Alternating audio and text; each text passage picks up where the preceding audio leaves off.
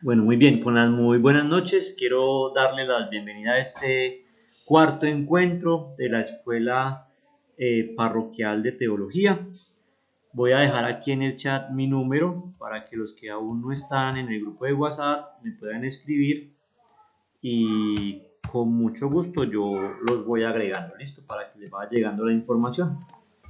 A lo mejor se me olvidó enviar la vez pasada el material a todos. Habíamos iniciado haciendo un pequeño recorderis de la clase pasada y de que habían aprendido un poquito, cómo se habían sentido. Y la idea ahora es arrancar o iniciar un tema nuevo. Ese tema nuevo lo voy a proyectar aquí enseguida. Se va a llamar la espiritualidad, ¿cierto? La espiritualidad. El primero fue la teología, ¿cierto? ¿Qué es la teología? El segundo fue las religiones. El tercero fue historia de la religión, pues católica la nuestra. Y hoy nos vamos a dedicar a la espiritualidad. ¿Por qué llegamos a la espiritualidad? Porque digamos que la historia lo que hace es marcar ese camino que va viviendo la iglesia y cómo lo va viviendo espiritualmente. Me gustaría saber si están viendo mi pantalla. Alguien que me Sí, confirme. señor. Listo. Sí, señora. Un comentario ahí a esa imagen. A ver, ¿qué ven en esa imagen? Grandeza. Grandeza, ¿qué más? Cuando ven esa imagen, ¿qué ven? ¿Qué ven? Como un hombre, creo que yo un hombre que está mirando como hacia el cielo y es como si algo le impactara en su corazón, como en el centro, como una luz. Como una luz. ¿Qué más? Como ¿Qué? una posición de recibir. Cuando uno ora, muchas veces adopta esa posición del cuerpo, ¿no? Ujú. De las manos hacia arriba, de mirar al cielo. ¿Qué notan en ese cuerpo? Fortaleza. Ujú. Que es un espíritu, o sea, Ujú. no es sólido. No es sólido. Ujú. Es como una entrega. Una entrega, Zulma. Sí, es una entrega. O sea, esa posición es entrega. O sea, me entrego y tú me das. Bueno. En él desprende luz. Yo Ah, no sé, yo no sé, yo veo es como si a través del corazón se desprendieran varias capas de algo. No sé si estoy equivocado, estoy viendo mal, no sé. bueno. Yo también pienso que es como lo que cada cual, es como la esencia de cada cual, de cada persona, como la espiritualidad. La energía. La energía. Transparente. Bueno, por fin habló un hombre por allá.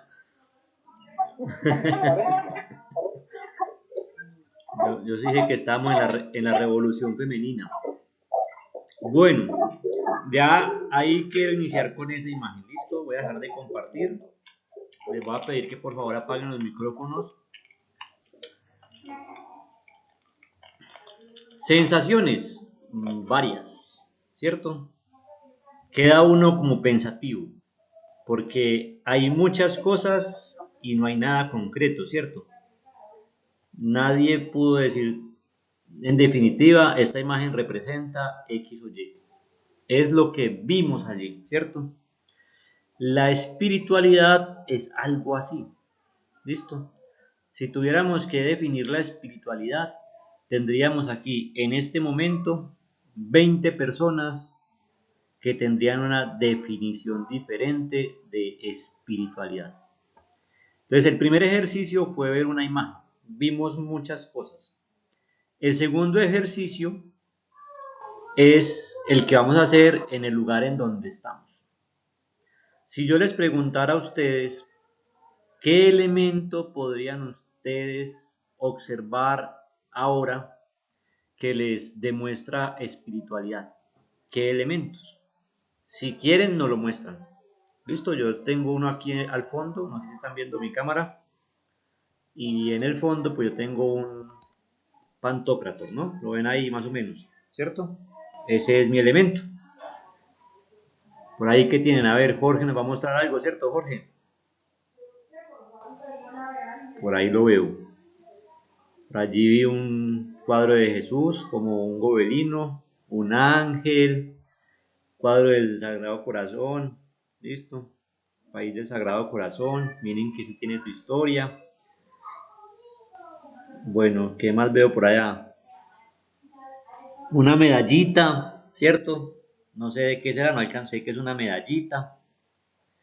Por allí veo unos angelitos en la pared. Bueno, Jorge, no, Jorge tienes una colección allá, hermano, pero tremendo.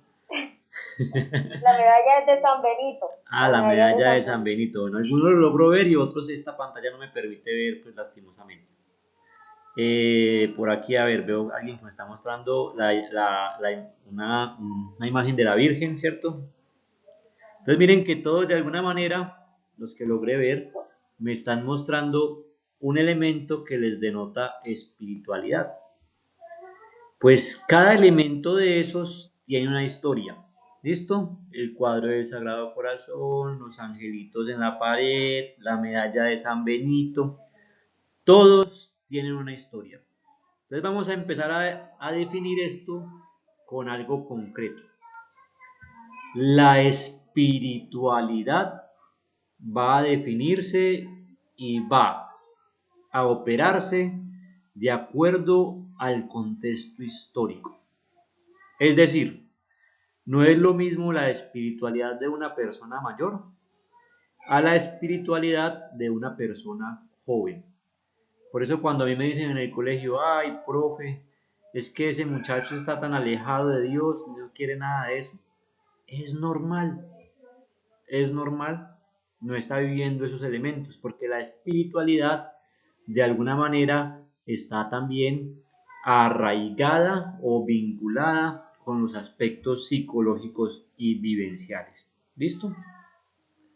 Por eso uno no puede buscar consejo en cualquier lado, ni puede dar consejo en cualquier momento, porque es muy importante saber en qué etapa está esa persona, qué puede estar viviendo, cuáles son los rasgos característicos de su edad y qué podría vivir en su espiritualidad. Entonces, lo primero que tenemos que dejar claro es que la espiritualidad está ligada esencialmente a la historia.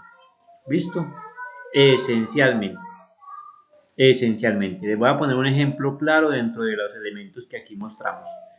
El cuadrito del Sagrado Corazón de Jesús lo tenemos la mayoría de los colombianos en nuestra casa porque el país fue consagrado al Sagrado Corazón de Jesús y estábamos en una tradición colombiana bastante fuerte del tema. Entonces eso hizo que la mayoría de nuestros abuelos pusieran el Sagrado Corazón en las casas. Listo, el de don Jorge veo que es uno tradicional, muy bonito, lo felicito, ¿cierto? Entonces miren que hoy en día usted va a una casa joven y usted no va a ver el cuadro del Sagrado Corazón. No lo va a ver, no lo va a ver. ¿Por qué? Porque no está ligado a su historia. Es más, ni comprenden por qué ese cuadro está en la casa del abuelo o la abuela. Lo ven como un tesoro. Entonces ese es el primer elemento. Ahora bien, definir la espiritualidad es muy complicado, muy complicado. No hay una definición precisa que diga qué es la espiritualidad. Para eso tendríamos que irnos a recordar el pensamiento antiguo. Es decir, tendríamos que regresar a poder determinar cómo comprendían los antiguos el mundo, la vida, ¿cierto? ¿Cómo lo comprendían? Entonces, para eso, yo voy a tratar de rayar por aquí en una hoja no, en una pantalla que tiene unos números, me van a perdonar que va a ser ahí a un ladito, pero no encontré otro medio, para que recordemos esa visión, ¿listo? Esa primera visión. Si no recordamos esa primera visión, no vamos a entender el movimiento que vamos a hacer hoy. ¿Listo?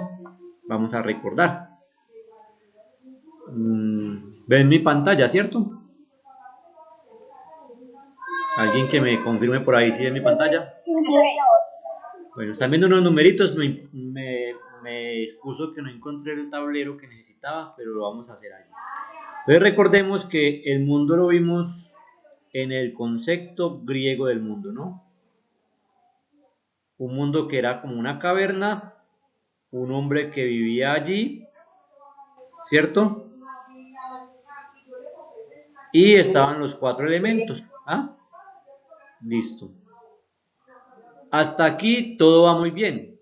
En el primer tema ya vimos que tenía que ver la teología. En el segundo tema vimos cuáles son esas religiones, cómo hay muchas formas de comprender lo sagrado. En el tercero vimos la historia de nuestra religión y hoy vamos a ver la espiritualidad. ¿Por qué regresamos acá?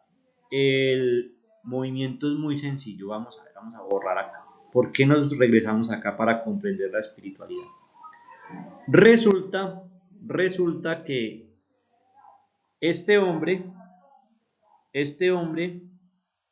necesita respuestas, tiene muchos interrogantes y necesita respuestas.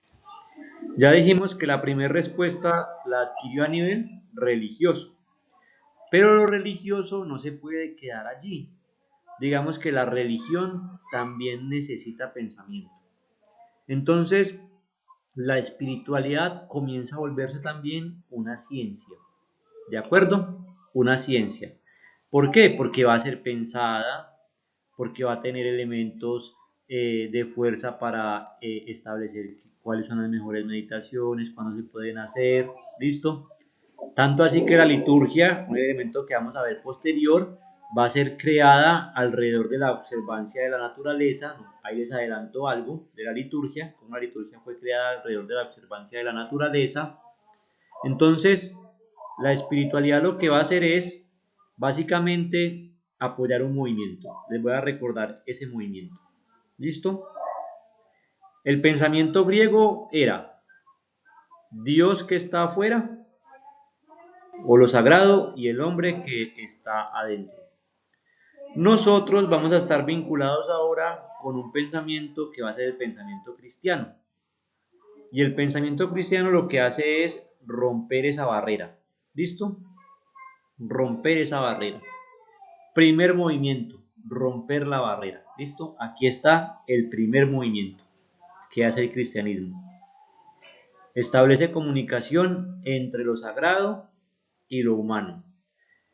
Vamos a ver ahora el segundo movimiento. Eso lo voy a decir así rápidamente, pero estos movimientos van a estar ligados a la historia.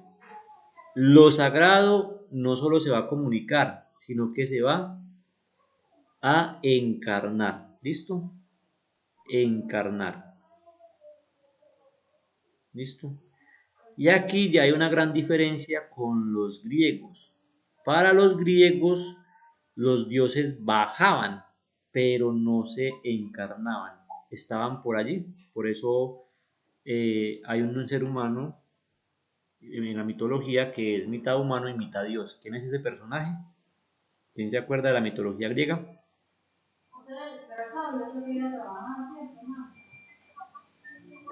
Mm, Ahí se los dejo de tarea. Mitad humano y mitad dios. ¿Listo? Porque hubo un dios que bajó y estuvo con una humana. Tercer movimiento. Ese desde la mitología griega se los dejo de tarea.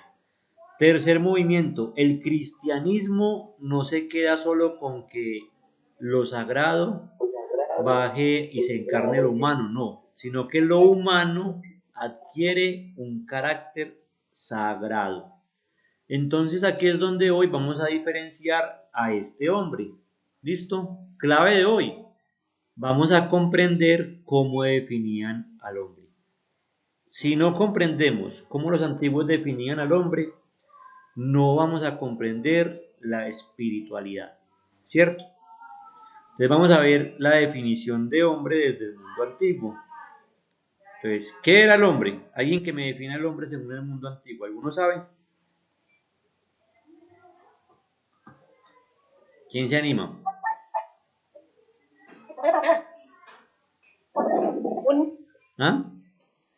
un mito como Gracias. Ajá, pues. ¿Un mito? ¿Un mito? Bueno, el hombre podía El ser un hombre es mito. un ser viviente. Un ser viviente. Bueno, sí, pues, tenía vida, evidentemente. ¿Alguien más se anima? ¿Cómo comprendían el hombre en el mundo antiguo? Bueno, ¿quién dijo yo a la una para que se gane un viaje ida y vuelta a pie a Cartagena? Ninguno, bueno, quieren ir en carro. Entonces, ¿el hombre qué era? Un compuesto. Miren, el hombre para el mundo antiguo era un compuesto. Si es un compuesto, quiere decir que tenía varios elementos. Dígame un elemento que ustedes están viendo acá. ¿Qué podría significar ese muñequito? ¿Un qué?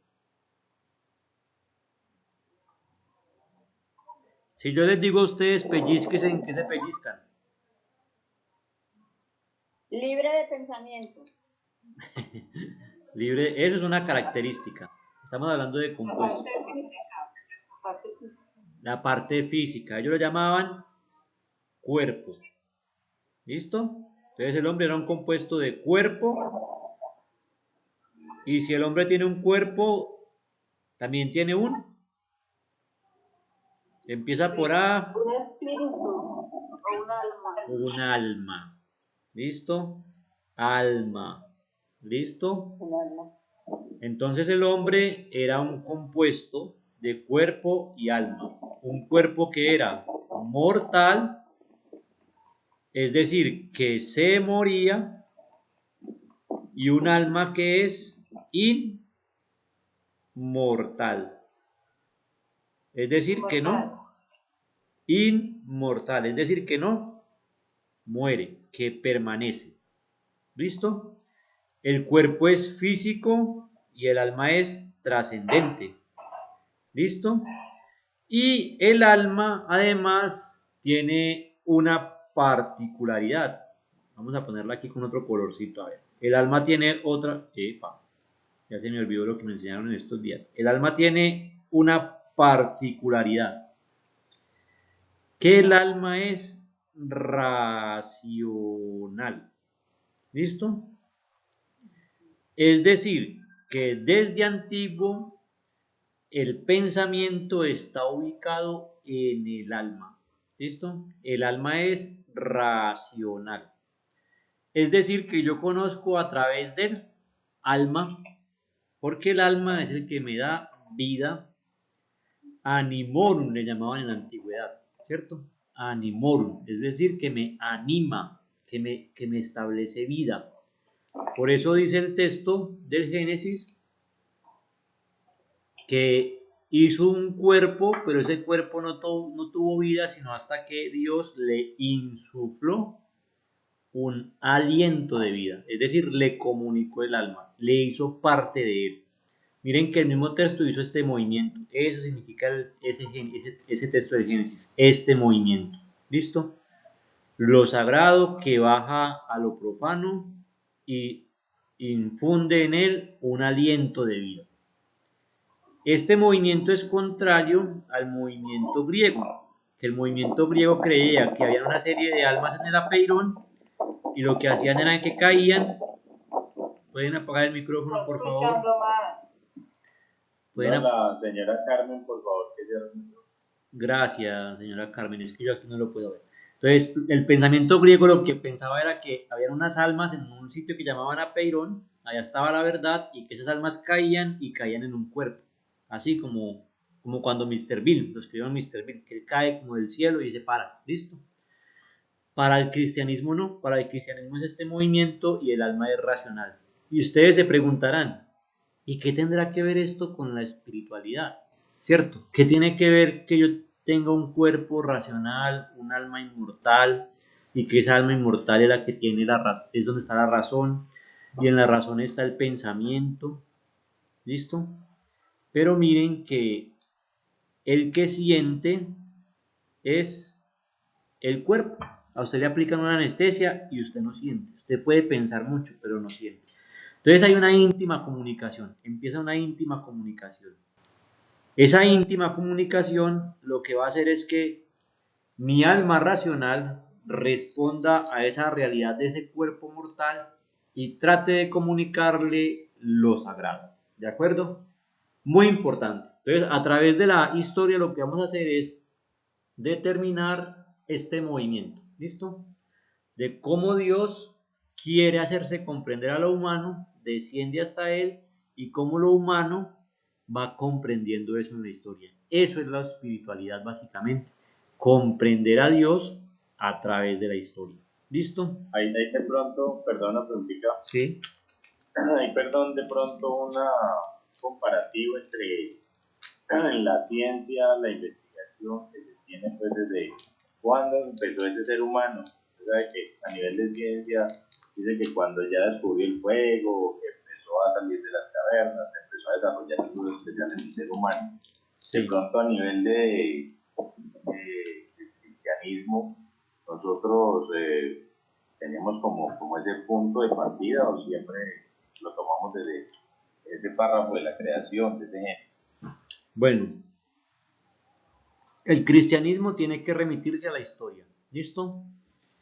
Y el cristianismo se apoya en la filosofía. Entonces, digamos que el punto de partida es 5 siglos antes de Cristo. ¿Listo? Más o menos 5 siglos antes de Cristo comienza a documentarse esa historia a nivel verbal, ¿cierto? Y luego a nivel escrito. Entonces, ese es nuestro punto de partida conocido. Puede ser que antes tengamos otro punto de partida, pero como no tenemos documentos, entonces no lo podríamos determinar. Lo que sí se puede decir es que, como lo dijimos ahora en la clase sobre lo religioso, es el homo siempre es un homo religiosus. ¿Listo? Lo que pasa es que tendríamos que comprenderlo también a partir de la capacidad intelectual que tiene cada nivel del homo. ¿Listo? A lo mejor al principio no lo relacionaban con lo sagrado, pero sí lo habrían podido relacionar con lo extraordinario. ¿Listo? Y lo extraordinario, como no había una explicación normal al inicio, pues luego lo convirtieron en sagrado.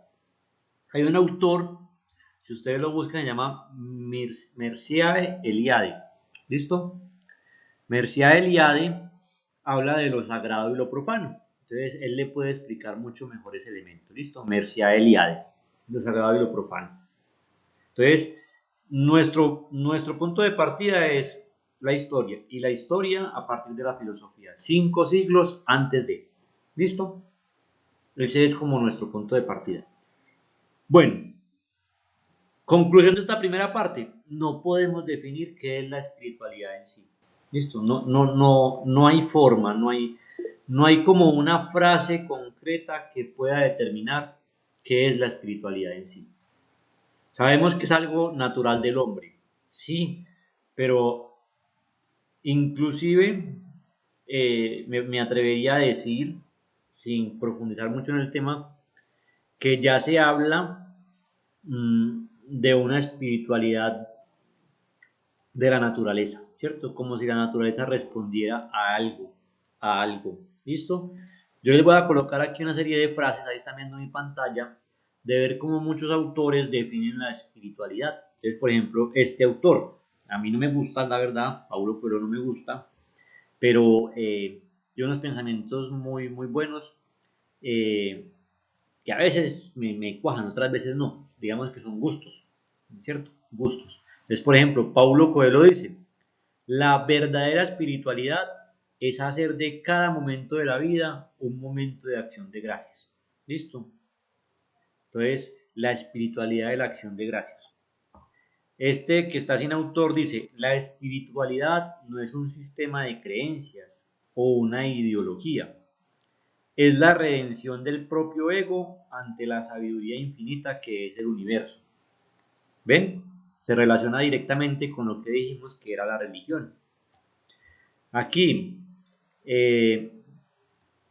Sri Ram dice, la espiritualidad es cierto estado de conciencia, cierto. ¿Listo? Miren cómo ahí se le marca a este autor eso que explicamos ahorita, porque metimos el alma ahí, ¿listo? Cuerpo y alma, cierto estado de conciencia, porque además, se me olvidó explicarles ahorita, en la antigüedad comprendían el cuerpo como una cárcel, ¿listo? Como si el alma estuviera encarcelada. Entonces aquí cuando dice cierto estado de conciencia, casi que el autor está refiriéndose a ese pensamiento antiguo en el que el alma se va liberando del cuerpo, entonces va tomando conciencia. Por eso la espiritualidad medieval va a hablar de sí, ¿listo? En un estado de sí, no soy yo, es Cristo que vive en mí, ¿cierto?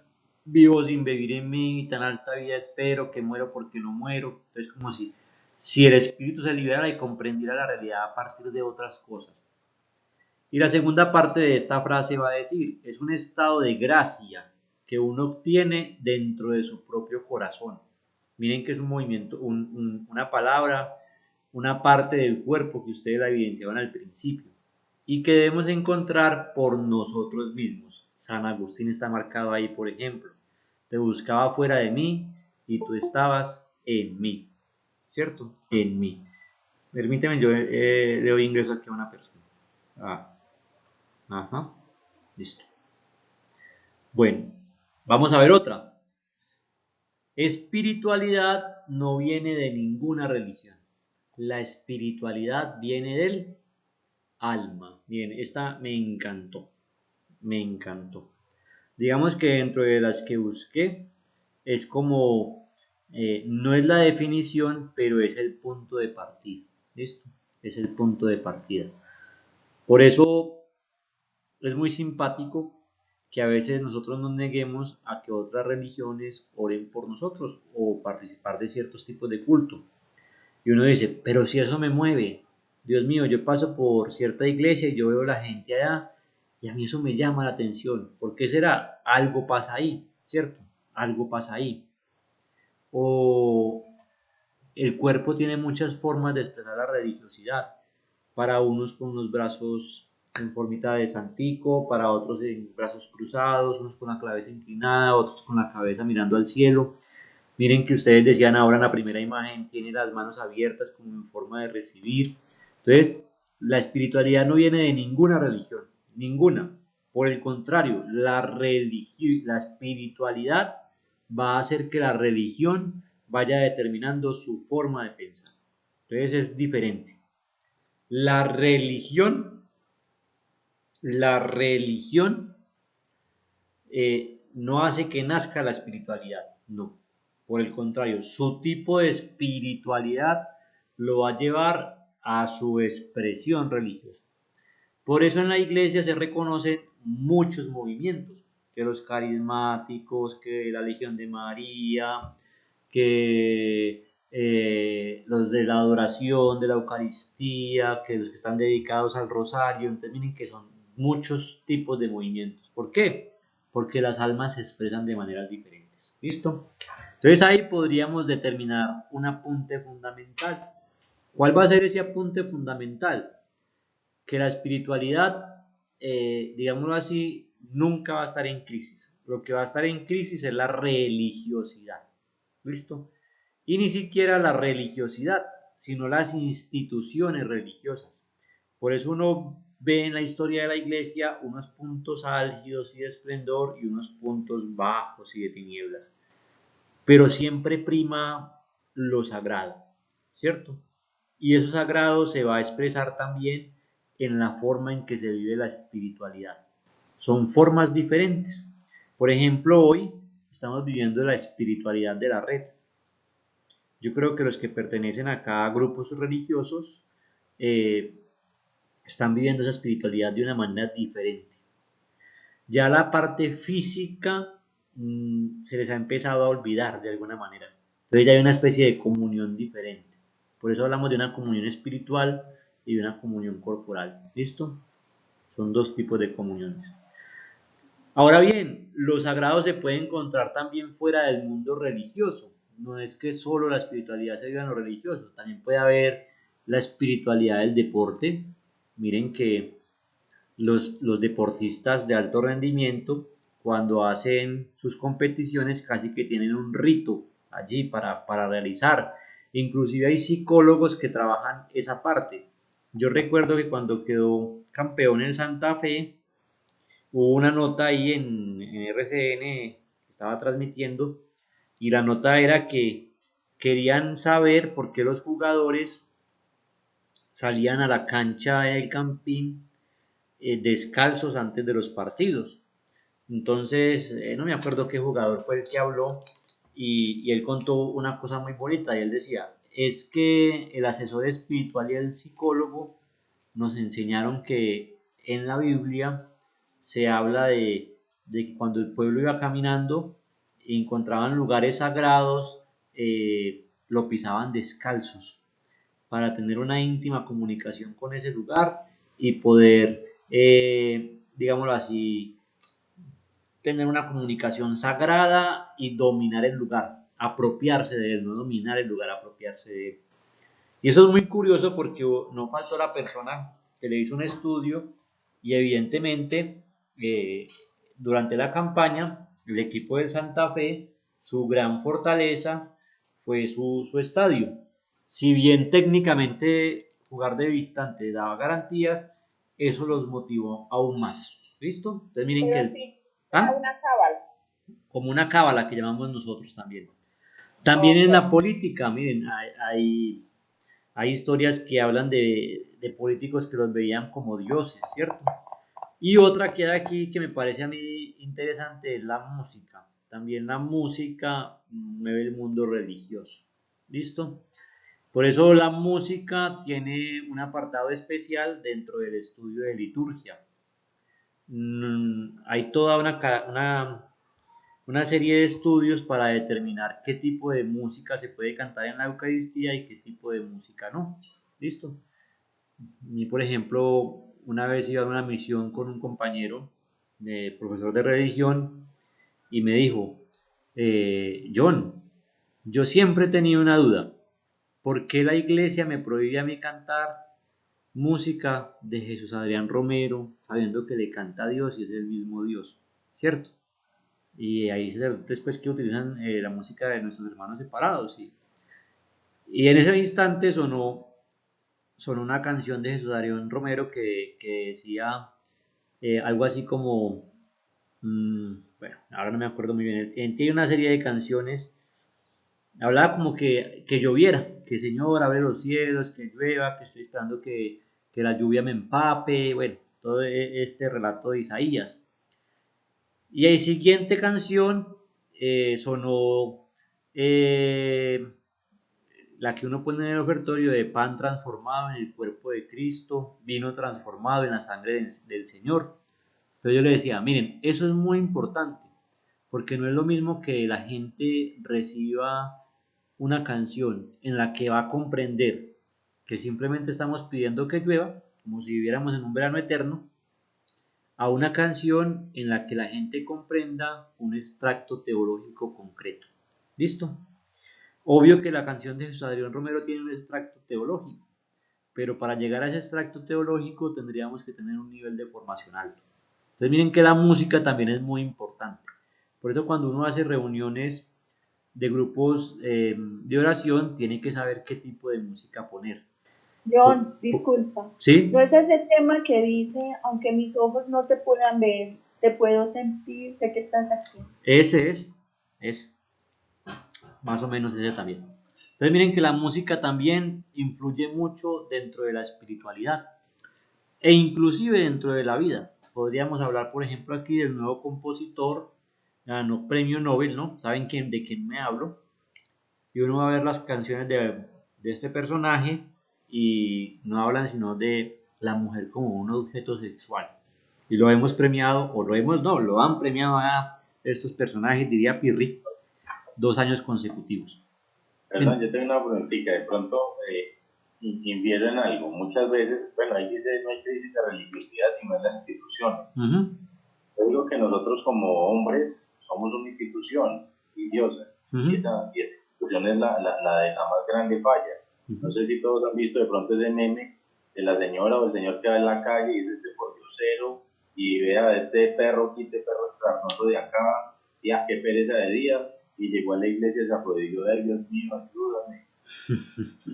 Sí, sí. Entonces, pues, pues viéndolo así, nosotros también estamos ahí incluidos y hemos sido los, los que hemos secundado de pronto esa falla a la institución como tal, porque como le pasa a la policía, no dicen ese policía es malo, sino la policía como tal. Los católicos fallamos en esa parte espiritual muchísimo y estamos representando algo. Ahora compartía de pronto una foto donde colocaba yo que soy católico y oro y bendigo a todos, bendigo a Ajá. todos. Y Sí, no falta el amigo ateo pues que colocó ahí la risa y yo le dije, "Bueno, tanto que usted se ríe de un Dios que supuestamente ujú. no cree y entonces ¿por qué se ríe?". Entonces muchas veces esa espiritualidad también parte de nosotros como institución y parte de la iglesia. Claro, es que a veces lo que pasa es que creemos que la institución es simplemente la cabeza y la institución no es simplemente la cabeza, es la cabeza y los miembros, ¿listo? Porque por eso se llama que somos un cuerpo místico, ¿listo? La iglesia como cuerpo místico. Creo que vamos a ver el tema de la iglesia. Hay una iglesia que se llama Cuerpo Místico de Cristo y hay otra iglesia que se va a llamar eh, Comunidad Viva. Son dos conceptos diferentes de iglesia. ¿Listo? Pero lo vamos a ver más adelante. Entonces, eso también hace parte de la institución. La crisis la formamos nosotros también. Esa crisis la vimos en la historia pasada y la vamos a ver acá de alguna manera. Entonces, vamos a ver la espiritualidad en las diversas etapas de la historia de la iglesia. Por eso vimos historia de la iglesia. Entonces, digamos que la vida cristiana desde sus comienzos siempre va a experimentar un tipo de espiritualidad. La primera que aparece es la espiritualidad patrística. ¿Cuál es la espiritualidad patrística? Pues la de los padres apostólicos. ¿Listo? Esa espiritualidad va a tener una característica especial. Y es que esa espiritualidad se va a vivir en el entorno de la fe. ¿Listo? La fe va a ser la clave. Esa primera comunidad es una comunidad de fe. ¿Listo? Pero esa fe no va a ser racional, va a ser una fe naciente que tiene en cuenta todos los elementos de esa comunidad que comienza a comprender lo religioso, pero que además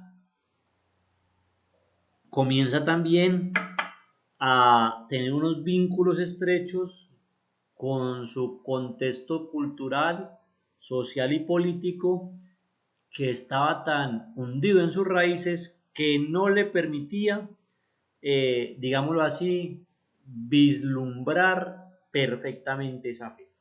¿Listo? Entonces nunca se habla en esa comunidad apostólica de una aceptación de mérito para entrar en ese grupo de los cristianos. Allá no le decían a usted, usted quiere entrar, entonces vaya y haga el catecismo y a los 2 años del catecismo, entonces viene, nosotros lo evaluamos y si se aprendió el Padre Nuestro, el Credo y la de María, va a hacer la primera comunión y después entonces cuando esté un poquito mayor le hacemos la confirmación y lo bautizamos. No, para la primera comunidad basta creer, ¿listo? De hecho, me basta tu fe es casi que un eslogan de esa primera comunidad. Me basta que creas, ¿cierto? ¿En quién? En Cristo. Ya después haremos el resto, pero me basta que creas. Entonces, tampoco en esa primera comunidad cristiana apostólica había una ruptura directa con el mundo judío. Recuerden que eso se vio posterior en el concilio de Jerusalén, ¿no? Porque lo que interesaba era la fe en Cristo. Y si usted creía en Cristo, pero tenía costumbres judías, no les interesaba que creyera en Cristo. ¿Listo? Porque era el mundo que los rodeaba. Entonces, esa espiritualidad, con el paso del tiempo, tuvo que ir purificándose. Porque la vida espiritual es como la edad. Uno con la edad va comprendiendo las cosas de una mejor manera, ¿cierto? Entonces la comunidad cristiana tuvo que comenzar a separarse de esas comunidades que tenía alrededor y habían dos fundamentales, que eran los esenios y los fariseos. De hecho, si leemos los textos sagrados, estos personajes son los que aparecen directamente como en esa disputa intelectual inicial naciente con los cristianos, ¿listo? Los esenios y los fariseos. ¿Por qué? Porque los esenios y los fariseos eran muy cerrados, legalistas, normalistas, y los cristianos aparecían como abiertos, ¿cierto? Entonces, esos cristianos, por ejemplo, eh, vivían la sexualidad de una manera, compartir los alimentos de otra manera, se vestían diferente, compartían diferente, veían la muerte con otro tinte, no como si fuera el fin, sino como si fuera un paso. Bueno, digamos que esa es como la primera separación. Entonces, digamos que la espiritualidad primera va a separarse de esas costumbres judías, de la casa, del rabino, del templo como lugar central, donde se puede vivir la fe, no se puede expresar la fe si no es en el templo. Y la comunidad cristiana va a decir, el templo es muy importante, pero nosotros vamos a ser el templo de Dios, donde nosotros vamos a estar Dios, ¿cierto? No vamos a, a juzgar a la mujer de esa manera que está tan juzgada para los judíos, vamos a comenzar a replantearla. Y miren que los textos sagrados iniciales le dan un papel importante a la mujer, son las primeras inclusive que hablan de la resurrección, que descubren al resucitado, pues, que lo ven, etcétera, etcétera. Entonces, miren cómo esa primera separación se va dando allí, perdón. Por eso la resurrección de Jesús está en el corazón de la fe de ellos. ¿Listo? Porque van a ver, van a comprender la doctrina de una manera diferente. Y miren que aquí este puntico ya nos va a dar pie, creo que es el próximo tema, para cuando hablemos de la moral. ¿Listo? Porque aquí ellos van a comenzar a pensarse como comunidad de una manera diferente. ¿Listo? Se van a poner en el plano de la salvación, en el ámbito de Israel, pero no de una manera cerrada, como hacen algunas sectas todavía, que solo se van a salvar ellos, sino que se van a pensar de una manera abierta, ¿cierto? Y ya no van a vivir por un comportamiento obligado, sino que van a vivir por un estilo de vida. ¿Listo? Ya no va a ser un comportamiento obligado por la norma, sino por un estilo de vida. Por eso el texto de Hechos de los Apóstoles va a decir que el gran testimonio es mirad cómo viven, ¿cierto? Mirad cómo viven. No para juzgarlo, sino para, en términos modernos, envidiarlo y querer estar allá. Mirad cómo viven. Y ese estilo de vida, pues se vuelve accesible a todos. ¿Listo? Contrario a los judíos, es decir, a la comunidad de esenios y fariseos, que era una cuestión extremadamente cerrada. ¿Listo? ¿Qué podemos decir? Que hay una nueva estructura jerárquica, y es que ya no va a depender espiritualidad dependiente del templo, el hombre solo vive la espiritualidad yendo al templo, sino que ahora va a ser una cosa más abierta, ¿listo? Es decir, donde va el hombre, va lo espiritual. Entonces ahí está la espiritualidad tardía, antigua, primer movimiento.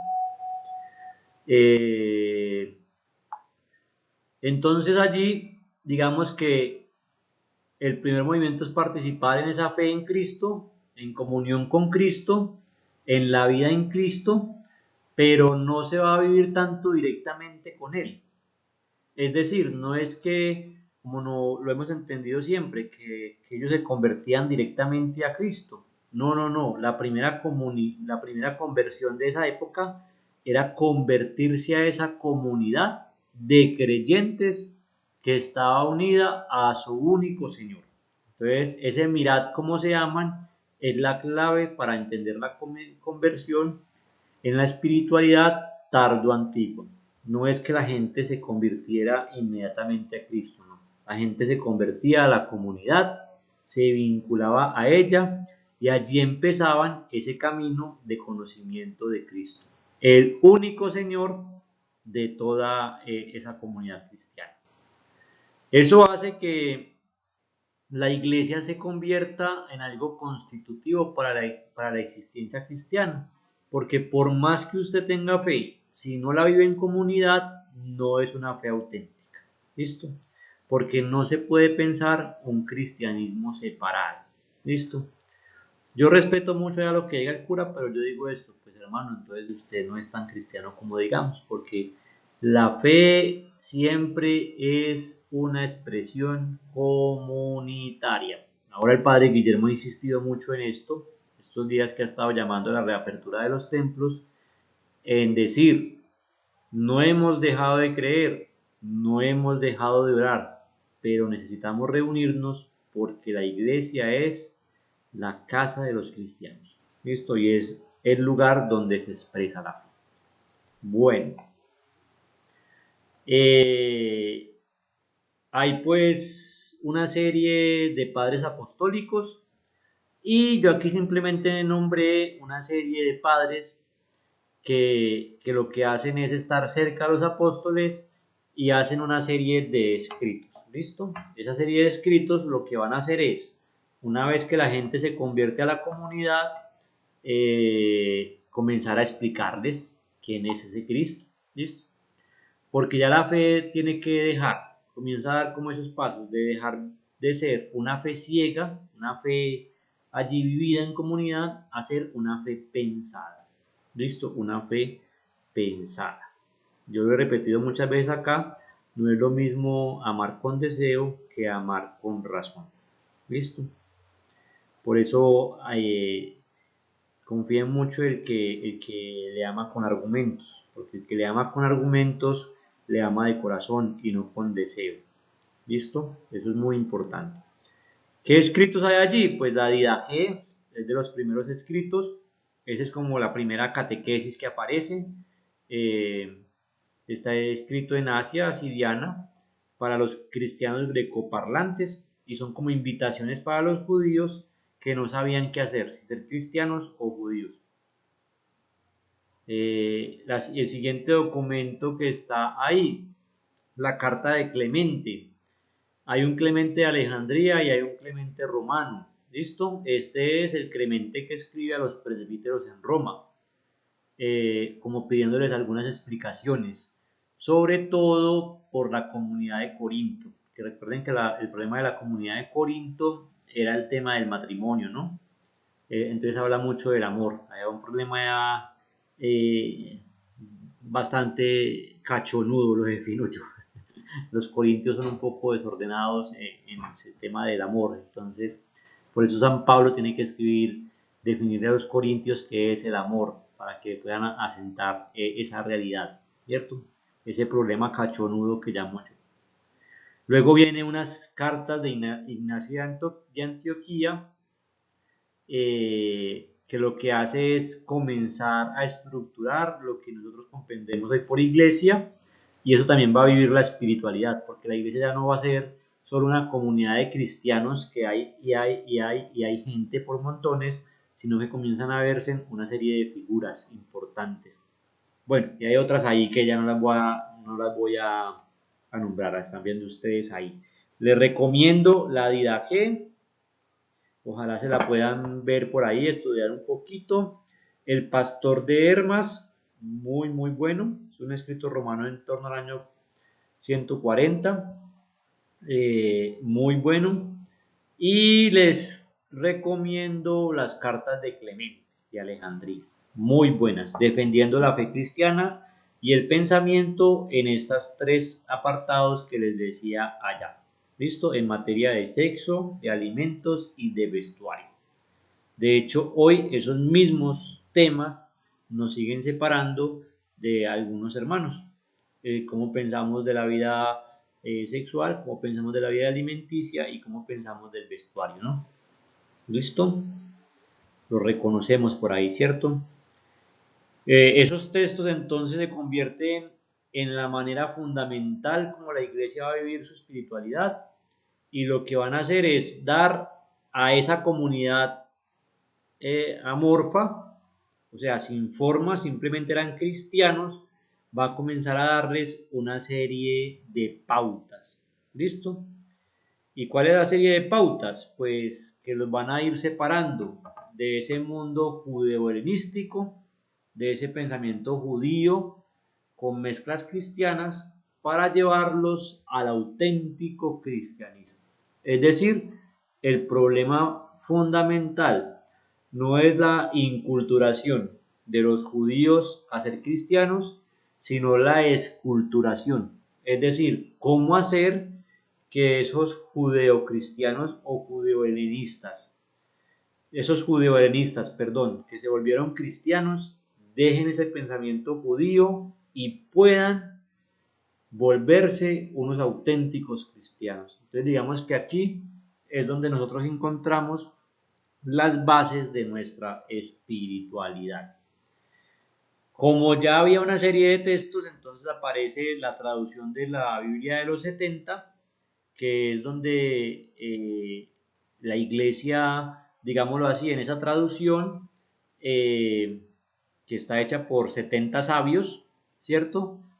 Lo que hace es que traduce la Biblia del griego al latín, entonces al traducirla, lo que hace es que a veces esa traducción interpreta cuestiones del pensamiento griego y los aterriza al pensamiento cristiano.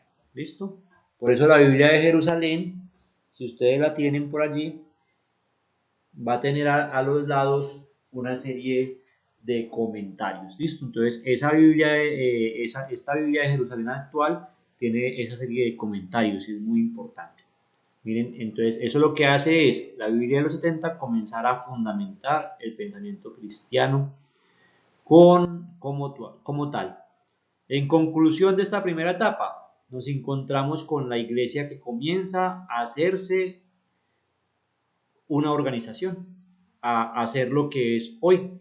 ¿Por qué se organiza? Pues para reaccionar a los peligros internos, es decir, purificarla del pensamiento judeo-helenista, y a los peligros externos que, que son básicamente los emperadores que no permitían que la iglesia estuviera allá y que vimos en la clase pasada.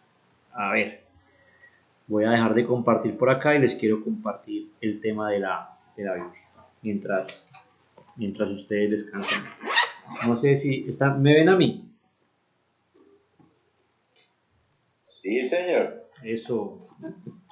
Qué bueno. Sí, lo estamos viendo. Qué bueno que me vean. Yo sé que quedan estupefactos ante tanta belleza. Mentiras, no vean. Esta es la Biblia de Jerusalén. No sé si se logré ver bien. ¿Listo? Estas Biblias de Jerusalén tienen unos... Porfa, súbala un poquito.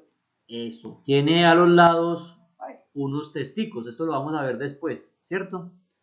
Entonces, lo que hizo la Biblia de los 70 es coger el texto original. ¿Listo? El texto original y lo van a traducir al latín para que ese mundo latino que estaban haciendo pudiera leerlo, la gente que podía leer, que eran incluso los ricos. Entonces, a los lados va teniendo comentarios, testigos que dicen, este texto se relaciona con aquel, este texto se relaciona con aquel, y en la parte de abajo tiene explicaciones. Por eso la mejor Biblia que ustedes pueden conseguir es la Biblia de Jerusalén. ¿Listo? Esa es la mejor Biblia que yo recomiendo. Y ojalá la versión que viene traducida del francés. Esa es la mejor. Eso es lo mejor que hay. Bueno, ese es uno de los puntos también importantes, que la Biblia nace de esa iglesia católica, ¿cierto? Sí, la Biblia nace de la iglesia católica, evidentemente. Es la que recopila el texto. Entonces, la Biblia de Jerusalén, y ojalá sea la que viene de la traducción francesa. ¿Listo?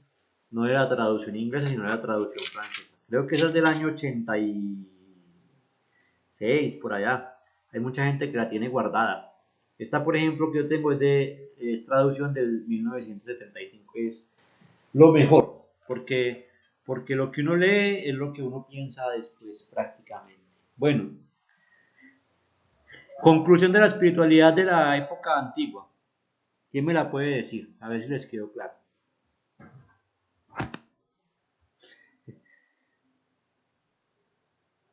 Ninguno. Dios mío, me voy a pegar un tiro con un banano. ¿Alguna idea? Estoy abriendo el pantallazo. Ninguno. No, me quedé sí con la frase que usted nos comentaba, de cierto estado de conciencia, esa espiritualidad, cierto estado de conciencia. Cierto estado de conciencia. Entonces, si lo transmitimos a la edad antigua, podríamos decir que el estado de conciencia era el que adquirían a lo que se convertían. ¿Se convertían a Cristo o a la comunidad? A Cristo. A la comunidad, y dentro de la comunidad a Cristo. Muy importante, en la edad antigua se convertía en la comunidad de los cristianos, y dentro de la comunidad de los cristianos ya comenzaban a comprender a Cristo. Esa es la espiritualidad del mundo antiguo, la comunidad que vivía su fe, no pensada pero vivida. Llamaban a los conversos y allí comenzaban a comprender a Cristo. ¿Listo? Entonces, eso es importantísimo. Primer elemento ahí resumido. Mi reloj está bueno, 9:12. Eso sí está bueno. Uy, Dios mío, me ha rendido esta clase. Bueno, vamos a seguir. Pues, primera etapa, ya perdimos el examen. Bueno. Pensamiento de los padres apostólicos. Aquí está. Aquí está como el resumen. Primero, que la conciencia de la primera comunidad estaba dividida, es cierto, tiene la impronta de que hay una división entre Dios y el hombre. Hay una especie de contraste entre lo eterno y lo temporal. ¿Ven por qué inicié recordando ese pensamiento antiguo? Entre lo eterno y lo temporal, entre lo incorruptible y lo corruptible, ¿cierto? Entre lo espiritual y lo material. ¿Listo? Que esa división no se está dando, pensaban los padres apostólicos, por la situación de que uno es Dios y otro es el hombre, uno es el eterno y lo otro es lo temporal. Ellos dicen que esa situación no se da por esa diferencia, sino que se da por el pecado. Es decir, que para ellos ya lo sagrado habitaba en lo humano, pero lo humano rechazaba lo sagrado por el pecado. Y eso no en sentido ritual, cultural o moral, sino en sentido teológico comunicativo. ¿Qué quiere decir eso? Que lo humano se negaba a reconocer a Dios en cuanto Dios. ¿Listo? Y al hombre en cuanto hombre. Conclusión, no había una estrecha relación como la tenemos nosotros en nuestro estado de conciencia actual. ¿Listo? Por eso ellos no comprendían que Jesús anunciara el perdón de los pecados, dejando a un lado la culpa. Ellos no lo comprendían. Ellos comprendían que Dios era un enviado, porque así lo entienden los judíos, pero ese enviado tenía un gran poder de convencimiento dentro de la comunidad, y luego a través de la historia ellos fueron comprendiendo eso. Entonces miren cómo esa conciencia primitiva prácticamente es la conciencia que tienen muchos hermanos actuales cuando comienzan a vivir la fe. Es que yo no entiendo, es que es normal, porque esto es la espiritualidad y la fe son un camino, y los caminos se deben recorrer. Solo dentro de la comunidad usted puede ir comprendiendo eso. Por fuera, muy difícil, muy difícil. No lo va a poder comprender. Por eso cuando es que un amigo que es ateo, que pues invítalo, si él viene va a poder comprender, si no viene no va a poder comprender cómo vivimos nosotros, cómo pensamos nosotros. ¿Listo? Entonces ese es el primer pensamiento, ¿listo? La primera conciencia primitiva. Lo segundo, va a ser fundamental para ellos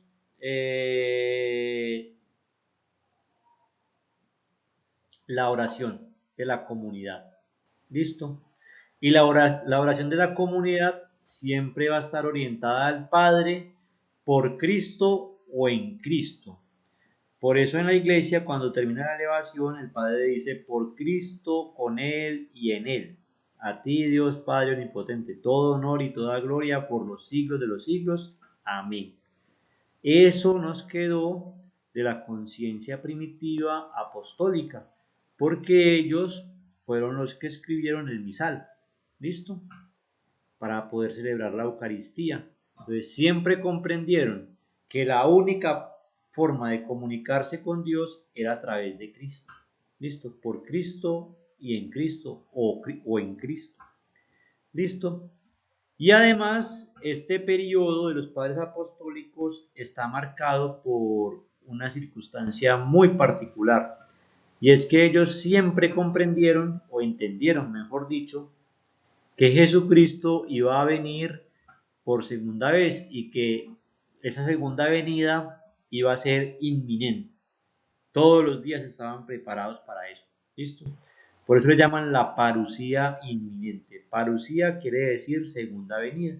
Entonces siempre estaban al tanto, al loro dirían los italianos, de la segunda venida. Es inminente.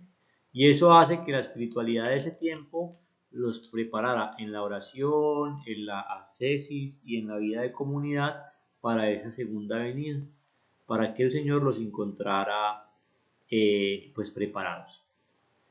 Como eso no pasó, no hubo pues la segunda venida tan inminente, ellos tuvieron que comenzar a defender la fe. Y entonces aparecen los padres apologistas. Y aquí comienza a ver como una segunda parte de la espiritualidad. ¿Listo? ¿Cuál es la segunda parte de la espiritualidad? Si la primera espiritualidad lo que hizo fue organizar la comunidad, darle como forma, esta segunda parte de los padres apologistas lo que le van a hacer es fondo. Entonces, la primera espiritualidad es la de forma. ¿Listo? Vamos a hacer comunidades, traemos a la gente, conversa a nuestra comunidad, les explicamos quién es Jesús y ahora les vamos a dar la forma. ¿Cuál es la forma? Pues la apologética. ¿Listo? Entonces los apologistas, los padres apologistas, lo que hacen es justificar y defender el cristianismo de esos ataques externos. Es decir, comienza una espiritualidad inteligente, la llamo yo. Vamos a defender nuestra fe de una manera inteligente. Ustedes ahora, por ejemplo, están en la etapa de ser padres, entre comillas, padres apologistas, porque ustedes ahora ya van a poder defender su fe de una manera racional e inteligente. Ya no van a decir, no, es que yo creo porque yo voy al grupo y me siento tan bien. Allá se me olvidan todas mis penas. Sí, pero ¿por qué crees? Porque me siento bien. No, ustedes ahora van a tener argumentos racionales. ¿Listo? Ya pueden rebatir acusaciones, contestar, explicar el mensaje cristiano, lo pueden relacionar con el saber filosófico, ¿cierto? Y entonces esa es como la espiritualidad de ustedes. Ahora su espiritualidad va a dejar de ser, me perdonan esta expresión, y el mismo Papa Francisco la ha utilizado, de estampita para hacer una espiritualidad de pensamiento, es decir, mucho más fundamentada. Porque lo que van a hacer es abrir esa puerta a los griegos que irrumpen en la iglesia y comienzan a debatir con el mundo griego y comienzan a asumir algunos modelos y los van transformando al pensamiento cristiano. Entonces ahí hay unos puntos distintivos bien claros. El primero, la historización del logos hecho carne. ¿Se acuerdan del movimiento que les hice? La palabra Dios que se hace carne queda fundamentada. La segunda, la creación del mundo es nihilo, es decir, fuera del tiempo. Es decir, aparece el relato de Génesis mucho más potente. ¿Listo? Esa es el segundo distintivo de esta época. La tercera, la resurrección final de los cuerpos. Entonces aparece ese aspecto de la resurrección al final de los tiempos. ¿Listo? Luego se tendrá que transformar. La siguiente, la dependencia absoluta de la gracia divina con el fin de la salvación. Entonces miren, primer elemento, reconocemos ese movimiento, Dios que baja y se hace carne. La segunda, comprendemos ya ese mundo donde habitamos como creado fuera del tiempo, esto creado por Dios. En el principio existía, bueno, lo narra creo que San Juan en el primer capítulo. Existía la palabra y la palabra era Dios y la palabra existía junto a Dios y etcétera, etcétera. Entonces, si ustedes miran estos puntos distintivos, los podríamos transformar en la pregunta inicial de este curso. ¿En quién creemos? Entonces, ¿en quién creen? Es como ustedes viven la espiritualidad. Y aquí voy a destacar este elemento. Acentúan la idea de Dios como Padre del cosmos, es decir, como Padre Creador, como Señor y como Juez de todos. ¿Listo? Como Juez de todos. Y comienzan a entender que solo pueden comprender su espiritualidad comprendiéndose a sí mismos. Por eso hay una frase de Sócrates más adelante que va a decir, conócete a ti mismo. Prácticamente Sócrates lo que está diciendo es, si te conoces a ti, vas a conocer lo sagrado. Porque conociéndote a ti mismo, vas a profundizar en el conocimiento de Dios. ¿Listo? Entonces comienza a cambiar esa concepción escatológica de que va a haber una segunda venida inminente para juzgarnos, para comprender esa escatología, que hay un tiempo de espera y que ese tiempo de espera es para que los cristianos puedan vivir de la mejor manera, temiendo el juicio. Entonces lo que hace el cristiano es comenzar a construir una espiritualidad de vida que los va a distinguir de los demás, que los hace entrar en una relación ética con ciertas características de la sociedad, que los vuelve ya una comunidad aceptada, como lo vimos en la clase pasada, para lo político. Entonces, ese miedo del juicio final hace que la comunidad cristiana de la época, en su espiritualidad, digámoslo en palabras castizas, se porte bien y la sociedad se transforme para bien. ¿Listo? Entonces, ¿en qué se funda la espiritualidad de ese tiempo? Pues en que la fidelidad de Dios siempre va a estar allá, pendiente de ellos, con ellos, para salvarlos con el paso del tiempo. Y que cuando llegue el momento, el cristiano ha tenido siempre la esperanza de que Dios en su infinita misericordia lo va a salvar y va a poder estar con él. Y comienza a gestarse la espiritualidad del martirio, porque claro, era tanto el deseo de los cristianos de estar con Dios que comienzan a pensar, meditando estos textos, Mateo 13, Marcos 14, Primera de Pedro 2, Gálatas 5, entre otros, que la mejor forma de estar con Dios y de vivir con Cristo era vivir la misma suerte del Maestro.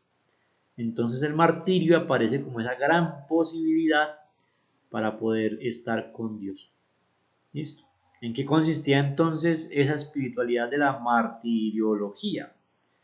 En poder vivir el ideal cristiano, que era morir con Cristo, morir por el amor a Cristo y poder así cumplir ese deseo de estar con Dios, casi que evitando ese juicio, porque de alguna manera se estaban contaminando del pensamiento musulmán, que dicen que si se inmolan ven a Alá o están con Alá. Entonces la martirología como que bebió algo de allí y entendieron eso.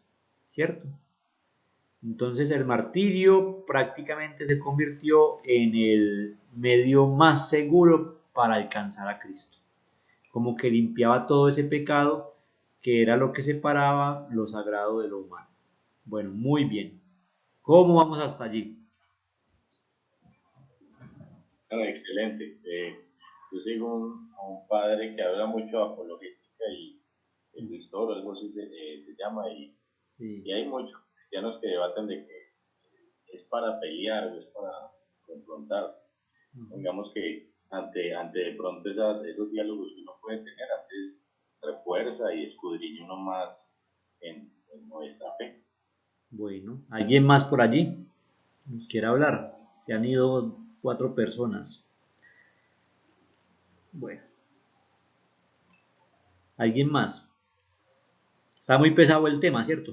Yo creo que me ha interesado porque es como la transformación del concepto de espiritualidad a través de cada una de las épocas, ¿no? Sí. Y lo que ha ido viviendo la iglesia.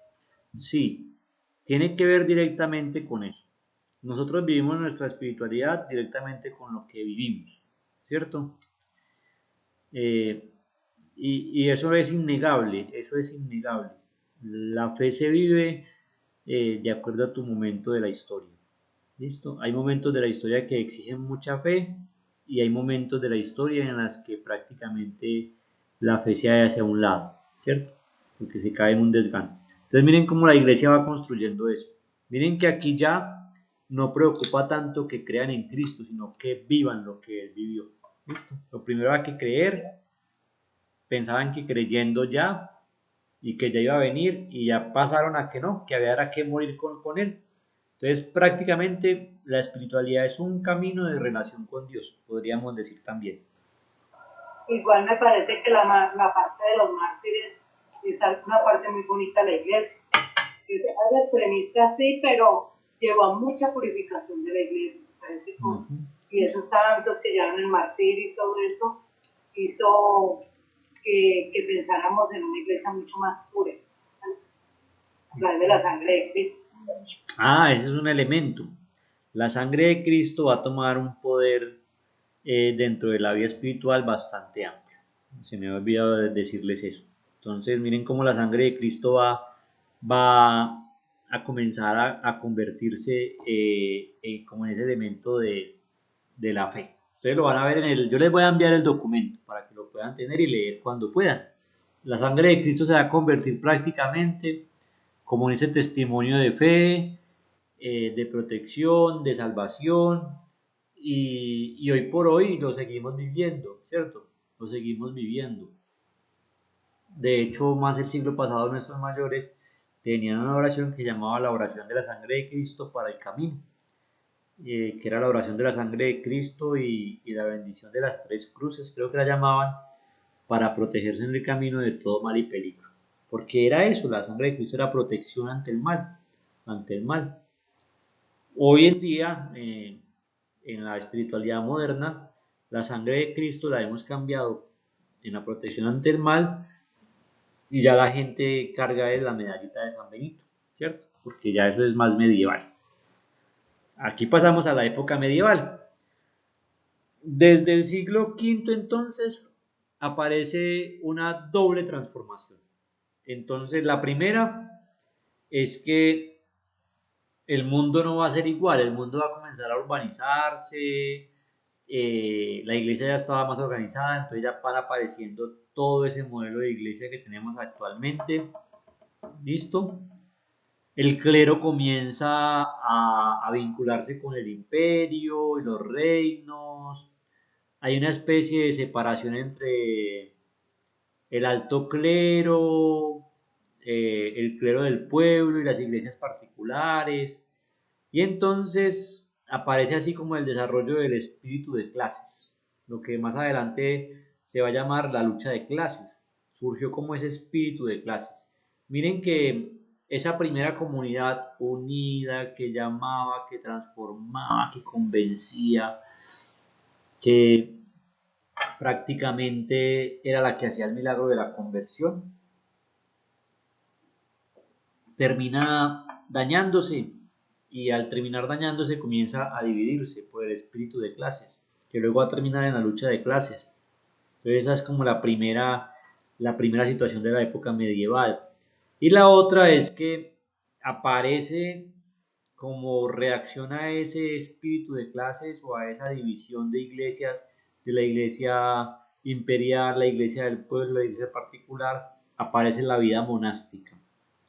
O sea, en el fondo el cristianismo siempre va a tratar de salvar la vida de comunidad. ¿Listo? La vida de comunidad. Aquí aparece como el primer salvavidas. ¡Plum! La vida monástica.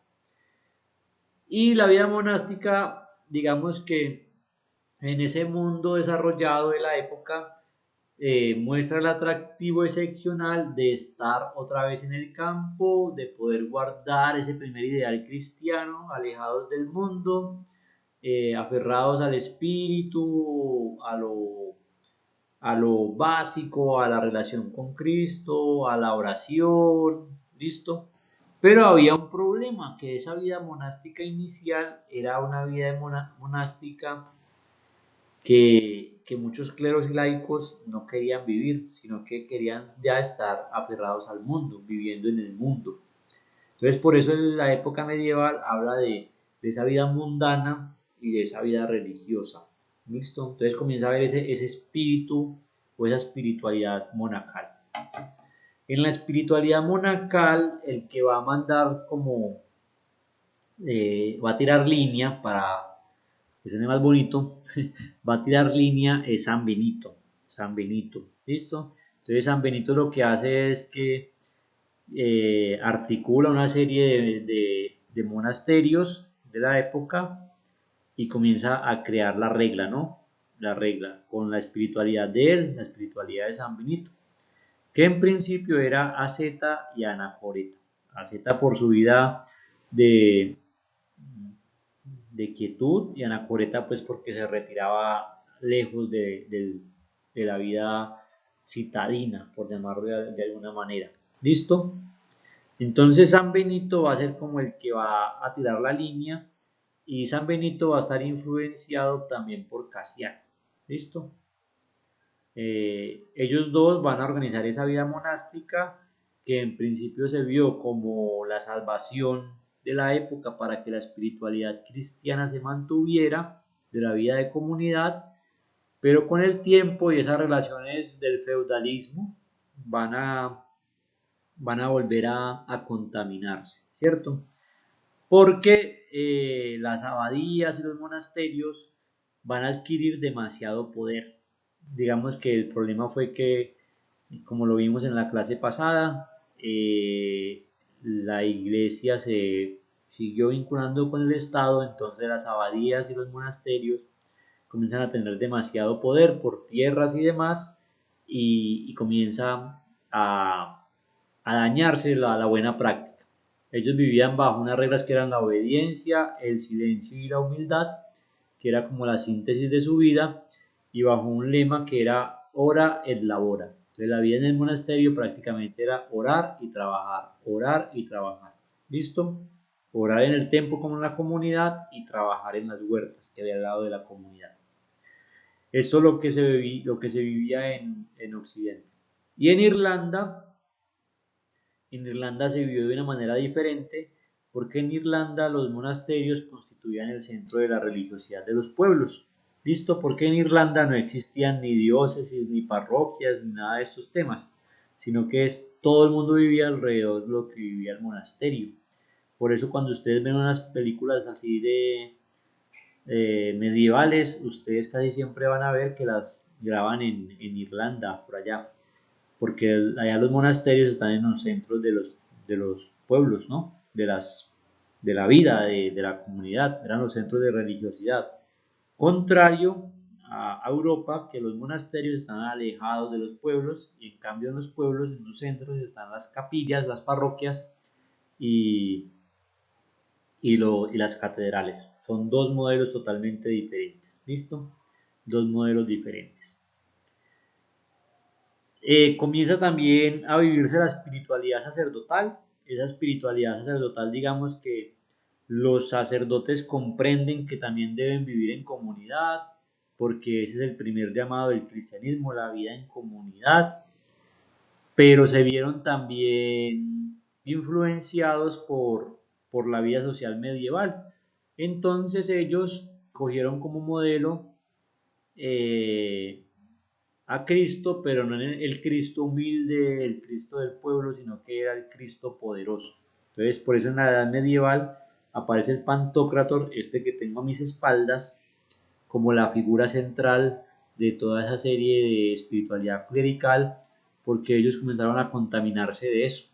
Entonces, comenzaban a vivir la espiritualidad y la convirtieron en un modelo de poder que luego los llevó a la degradación, pues que todos conocemos, que la misma comunidad no respondió suficientemente y aparece la palabra la secularización. Entonces digamos que la secularización es esa vivencia negativa de la espiritualidad cristiana, que siempre está llamada a la comunidad, y vivir más como el mundo. ¿Listo? Entonces eso es la espiritualidad medieval. ¿Qué hacemos entonces? Pasamos al siguiente nivel. No respondieron las cabezas, no respondieron los cuerpos de esto conjunto que llamamos iglesia, entonces van a responder los pies, por hacer una analogía allí. Y comienza a vivirse la espiritualidad laical. Entonces la espiritualidad laical es que en el término, en el medioevo, hay esa gran división entre clérigos y laicos. El clérigo era la persona que tenía ese estatus, esa orden sagrada, ¿listo? Que le estaba dada pues por el ordinario del lugar, que sería el obispo o el abad o lo que correspondiera según el territorio, y eso le daba un estatus de clérigo, ¿cierto? El clérigo era el que curaba las almas, entonces era un pastor de almas, y generalmente el clérigo era el que sabía leer y era el que, el literatus, ¿no? Era el letrado, el que sabía. Y lo diferenciaron del laico. El laico en el medioevo tenía dos actitudes diversas.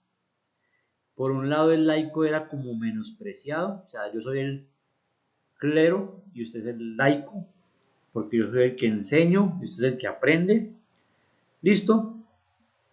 Y la otra actitud era que se expresaba en imágenes. Siempre que había una pintura, porque recordemos que en el medioevo el arte tuvo un esplendor maravilloso, entonces en cualquier pintura del medioevo siempre el clero se va a pintar por encima del laico. ¿Listo?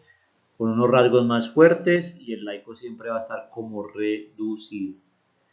Y por otro lado, en la tercera circunstancia, había también algunos obispos que querían volver a la vida primitiva, entonces reconocen ese movimiento laical y lo valoran, ¿listo? Y lo valoran y lo potencian. Y dentro de ese movimiento laical, pues van a sobresalir algunas mujeres, ¿no? Porque eran las que allí tenían como algunas experiencias significativas. ¿Listo? Y aparece entonces una cosa que se va a llamar la mística medieval, femenina medieval, que se centra en la figura de Jesús visto como esposo. ¿Listo? Miren que ya pasamos de la comunidad a el Pantocrátor, al martirio y a la sangre. Ahora nos interesa es Jesús visto como esposo. ¿Por qué? Porque la mujer comienza a tener esa importancia en la espiritualidad. ¿Listo? Y si ustedes miran la espiritualidad de la mujer, siempre va a ver a Jesús como ese esposo que la ayuda espiritualmente. Y responde paralelamente a esa visión medieval, pues San Agustín. ¿Listo? Eh,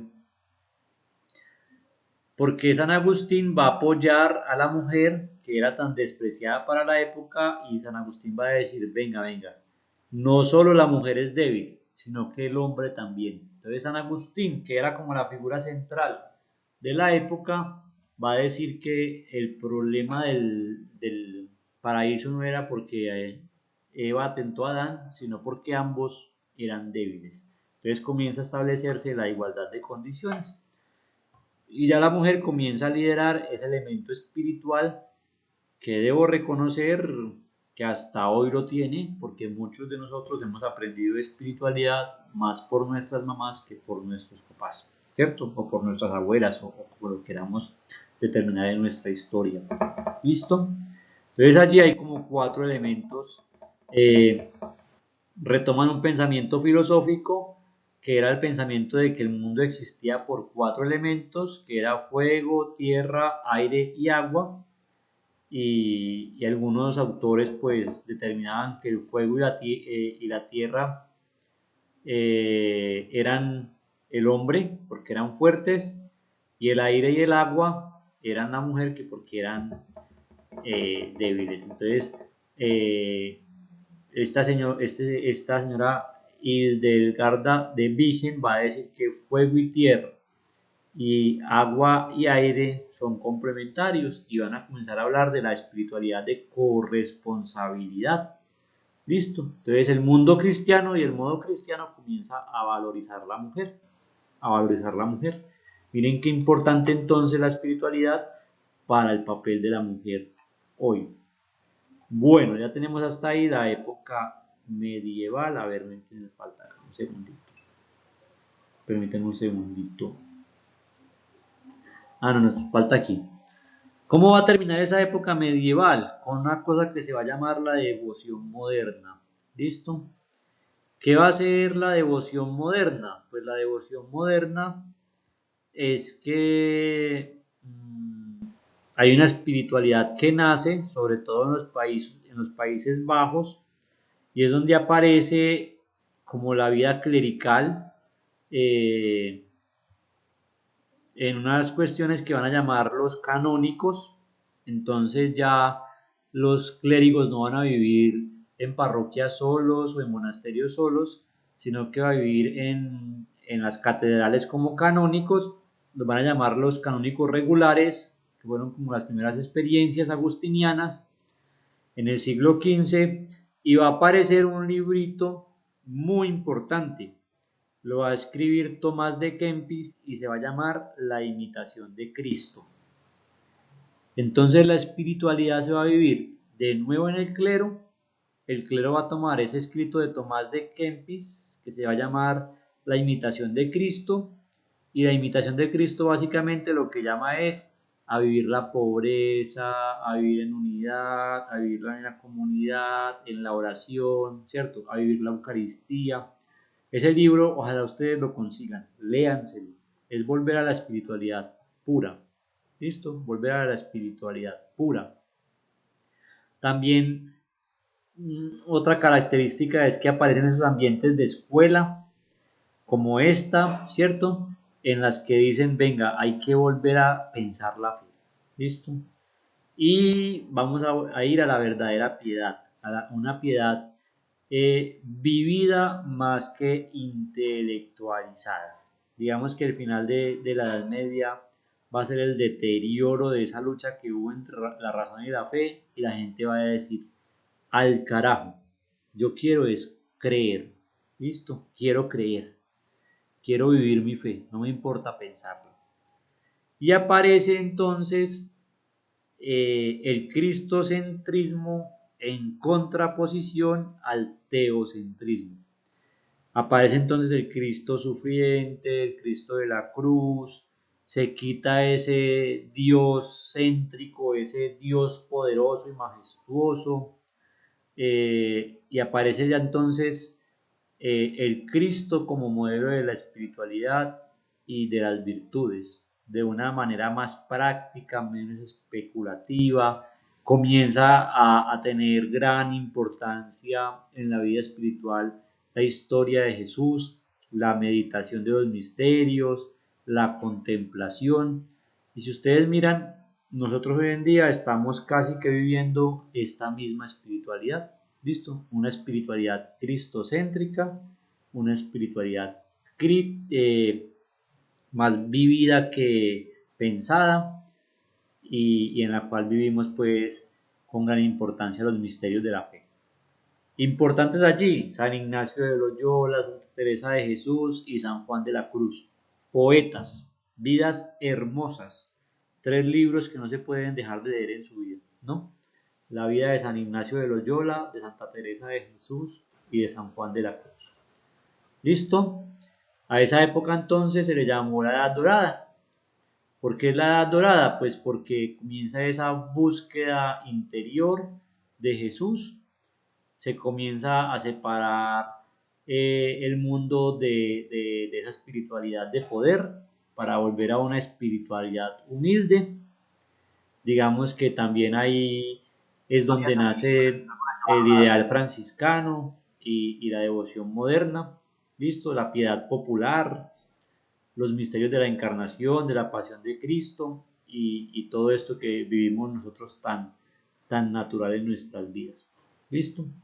¿Qué características tenía? Pues que se destaca la humanidad de Cristo, hay una distinción por las 3 vías, que son la piedad, la oración, la comunión, la moral cambia, ¿listo? Se vuelve a la moral cristiana inicial, se alejan de la moral esa vinculada al poder, ya comienza, digamos que la fe a ser pensada en lo alto y a ser vivida en lo bajo, porque ya hay unos grandes pensadores y también comunidades fuertes. Entonces aparecen unos análisis del fenómeno religioso y comienzan a expresarse de alguna manera. Hay una tendencia a la concreción y al realismo, es decir, ya dejan de pensar tanto en ese cielo ideal y comienzan a descubrir que esto que vivimos acá es un auténtico cielo, ¿cierto? Esto que hay acá es real y aquí es donde podemos vivir nuestra fe.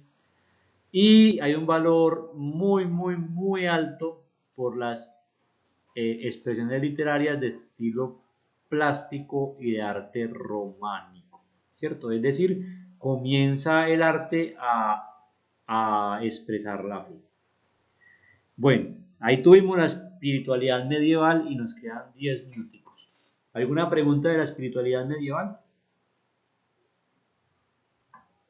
A mí me parece como tan interesante el cambio en el medioevo de la parte del clérigo pues, como todopoderoso y que llegan personajes a como aterrizar, ¿no?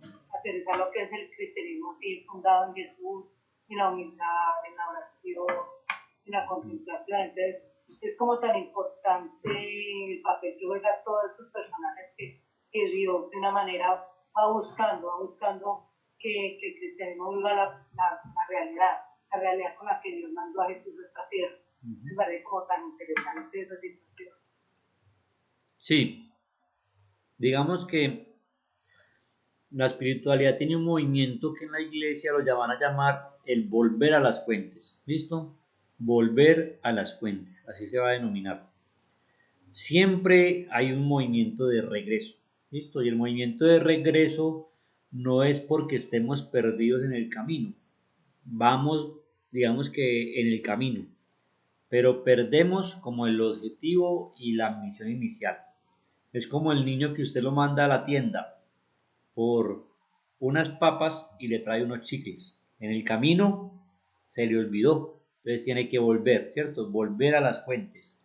Esa es la dinámica que se habla allí de la espiritualidad. ¿Alguna otra aporte ahí al respecto de la espiritualidad medieval?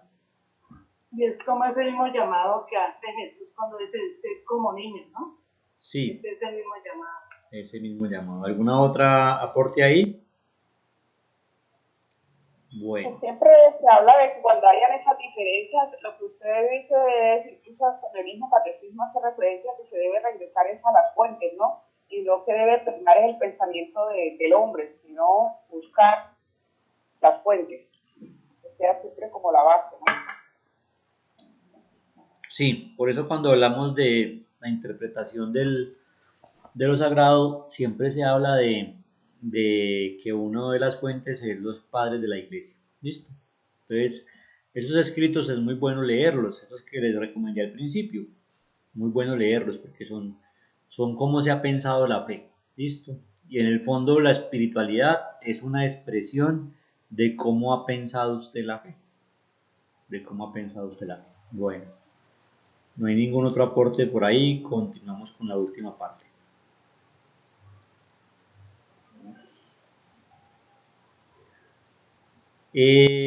Por aquí. Bueno, luego viene una cosa que se va a llamar el siglo francés de la espiritualidad. Yo les dije ahora al principio que es muy importante Francia en la vida de la iglesia. Ese va a ser el gran siglo. ¿Listo? ¿Por qué va a ser considerado el gran siglo desde el punto de vista de la espiritualidad? Porque hay muchos sectores no religiosos que comienzan a observar de alguna manera esa decadencia en el plano de la calidad. ¿Listo? Entonces, cuando en el siglo XVIII comienzan a ver que la iglesia está decayendo, la espiritualidad sale al rescate. Cae la institucionalidad y la fe sale al rescate, ¿cierto? Miren que siempre dentro de la historia de la iglesia, aunque la institución falle, la fe se mantiene y esa primera experiencia de fe es la que sale al rescate. ¿Por qué es el siglo también del gran siglo? Porque hay unos síntomas que son evidentes. ¿Listo? Primer síntoma, las devociones y prácticas de piedad entran en gran aumento. ¿Listo? Pero esas prácticas de piedad no estaban sostenidos de una literatura espiritual de calidad y teológicamente sólidas. No, simplemente la gente practicaba la piedad. ¿Listo? Es como el que reza el rosario todos los días, pero nunca comprendió un misterio de los que rezó. Hay piedad, ¿listo? Pero no hay teología. Pero eso mantiene viva la iglesia. Lo segundo, la teorización de la espiritualidad. Entonces comienza a aparecer en medio de esa piedad una serie de exposiciones sistemáticas y especulativas sobre la base de un análisis de concordancia entre los autores espirituales célebres. ¿Listo? Entonces es aquí, en este siglo, en el siglo XVIII, donde nace la teología espiritual como una disciplina teológica.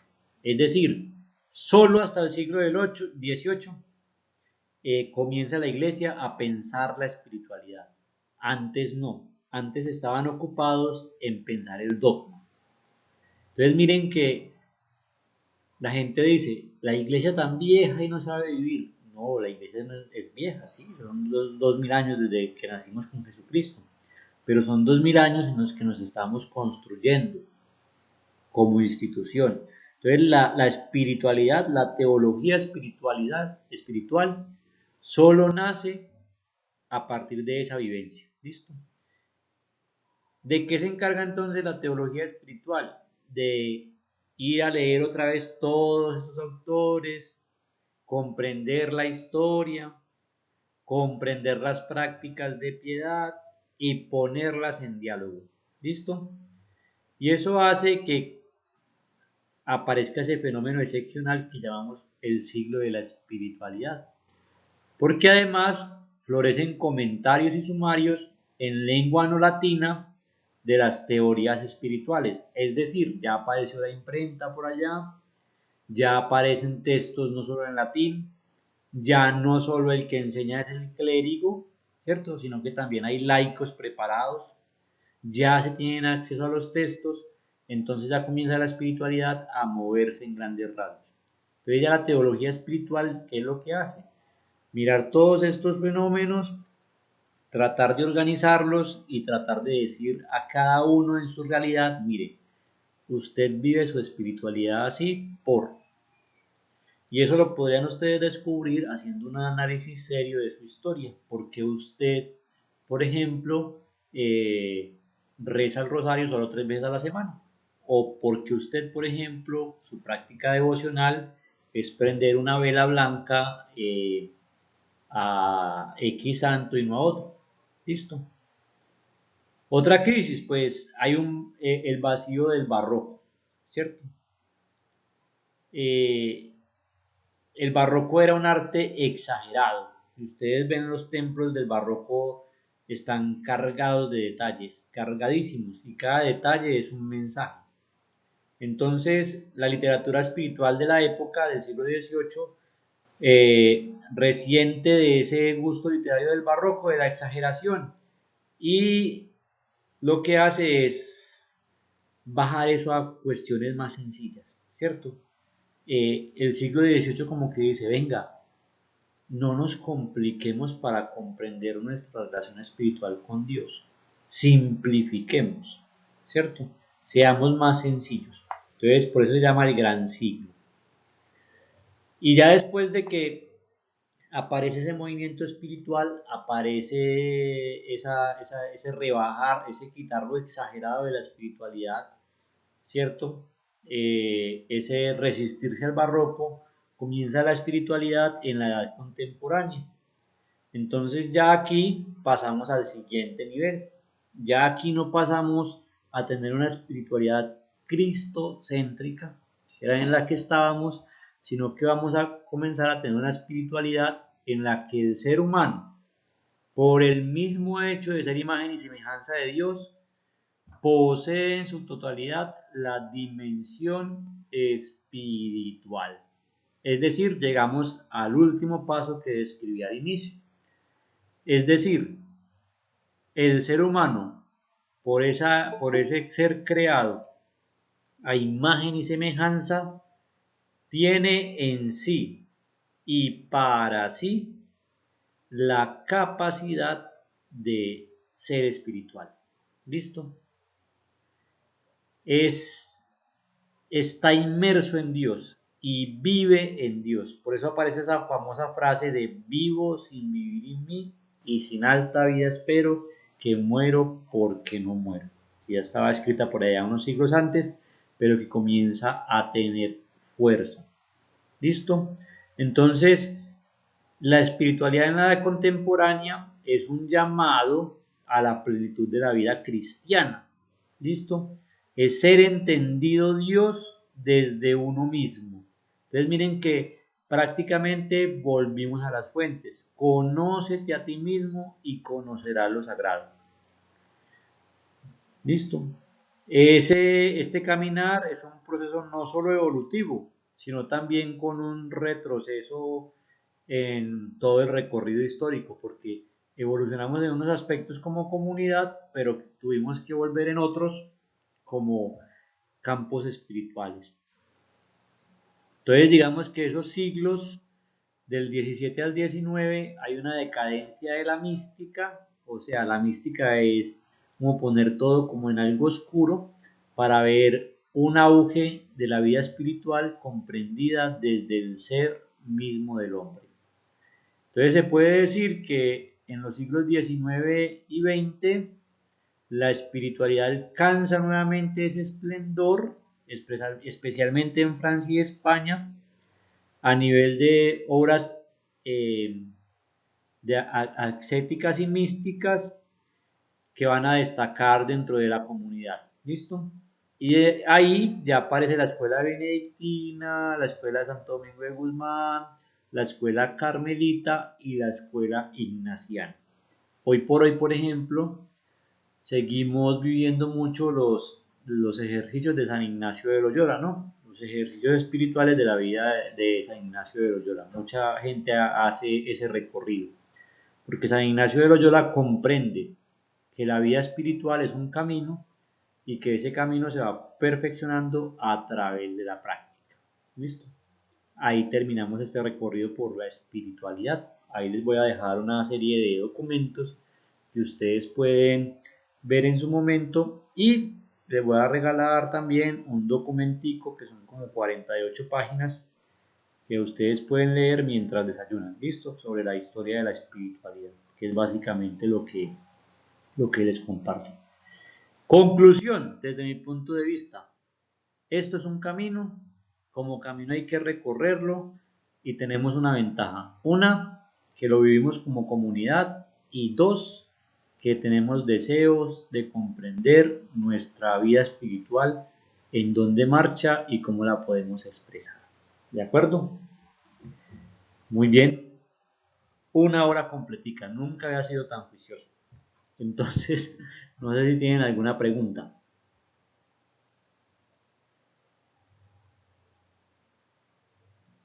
Pregunta, duda, inquietud.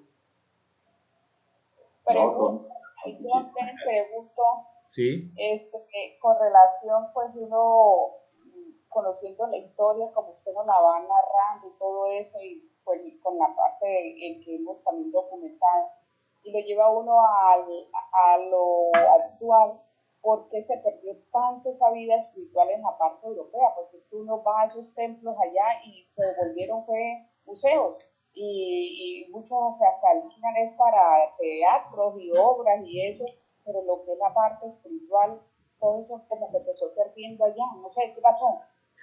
bueno, hay varios elementos allí. Uno, pues las guerras, Primera, Segunda Guerra Mundial, luego la Guerra Española, hacen que la iglesia sea vista de una mala forma e inclusive sufre grandes consecuencias a lo largo de esas guerras, ¿cierto? Dos, que mucha parte del clero seguía aferrada a esa espiritualidad medieval del Pantocrator, ¿cierto? Y, y a esos modelos sociales y espirituales del poder. Y cuando surge el gran pensamiento de la Iglesia del Cambio, en el Concilio Vaticano II, pues ellos se resisten a eso y lo que hay es eh, digámoslo así, un bajonazo, no sé cómo mejor expresarlo, en el clero en Europa, ¿listo? Entonces, muchos curas se retiraron, se secularizaron, porque no estaban de acuerdo con que la iglesia cambiara el modelo que tenía tradicionalmente, porque perdían gabelas, porque tenían otros ideales y no comulgaban con ello. Ahí está la pregunta que le había hecho al principio de por qué se llaman algunos antes del concilio, después del concilio, entonces Sí. esa es la parte de que eso incide en esa respuesta, ¿no? Sí, entonces son anticonciliaristas. Algunos, como se dice popularmente, colgaron la sotana. Otros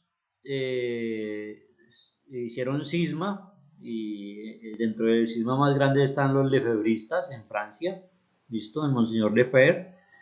Y otros, pues resulta que para la época se estaban construyendo las diócesis, construyendo no, se estaban formando las diócesis en América Latina pues muchos de nuestros obispos de la época estaban estudiando en Francia, en los seminarios franceses, el más nombrado, el seminario de San Sulpicio. Entonces resulta que varios de esos que no estaban de acuerdo con el cambio de la iglesia, con la reforma de la iglesia, pues no querían dejar de ser sacerdotes, y lo que hicieron fue que llamaron a sus amigos obispos en América y se vinieron a América, ¿cierto? Y aquí pues, digámoslo así, eran como decirme voy para un lugar y reinicio mi historia sin que nadie me conozca, pero no cambió mi pensamiento y, y aquí enseñaban su fe como estaban acostumbrados, porque pues la situación aquí era diferente, ¿cierto? Por eso tenemos en muchas diócesis gente formada con pensamientos antiguos. Uno dice, uy, pero este no es cristiano, ¿cómo se le ocurre pensar eso? Y él no tiene la culpa. El tema es que a lo mejor tuvo formación por parte de gente que vino viviendo esas realidades y que así lo enseñó, porque la fe es lo que nos enseñan también, de alguna manera. Entonces, eso es lo que pasa en Europa, ¿listo? Luego, pues, la realidad es que el, el mundo cambió en el 68 y Europa más, y comienza a haber una serie de revoluciones, entre eso la revolución sexual del 68, que hace que cambiemos una serie de mentalidades y de vivencias, que de alguna manera la iglesia con sus pensamientos había reprimido en mucha parte de la sociedad, entonces se alejan de esa realidad. La espiritualidad pues se ve trastocada y hay templos majestuosos, porque eran templos construidos en la Edad Media, en el Barroco y demás, pero no hay quien viva la espiritualidad. Entonces, ya comienza a ver las realidades de los países. ¿Listo? En España, pues dependen directamente del aporte de los fieles. En la declaración de renta, por ejemplo, los españoles pueden marcar una casilla si aportan o no para la iglesia. Y en Francia, las iglesias dependen directamente del Estado.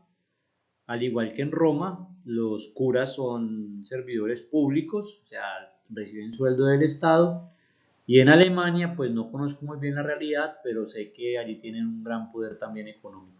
Entonces, pueden mantener los templos porque su capacidad económica lo permite, pero la fe se ve diezmada porque hablando aquí a realidad, pues muchos se quedaron también por el estatus que da el ser sacerdote, ¿no? Abre muchas puertas, abre muchas puertas. Entonces, digamos que contrario pasa a América Latina, que se vive una espiritualidad más de comunidad, porque en América Latina la espiritualidad es de la religiosidad popular, y la religiosidad popular, miren que apenas estaba pensando desde la Edad Media, pero se ha dejado a un lado. Yo no conozco, pues, alguien que nos pueda profundizar en eso personalmente, porque nos tuvimos que dedicar a defender nuestro pensamiento teológico, porque nos tildaron de izquierdistas con las revoluciones que teníamos en América Latina y el pensamiento que vivió la iglesia, que lo tildaron de teología de la liberación, ¿cierto? Entonces eso es lo que pasa, como a grandes rasgos. Bueno, no sé si hay algún otro aporte o pregunta por allí.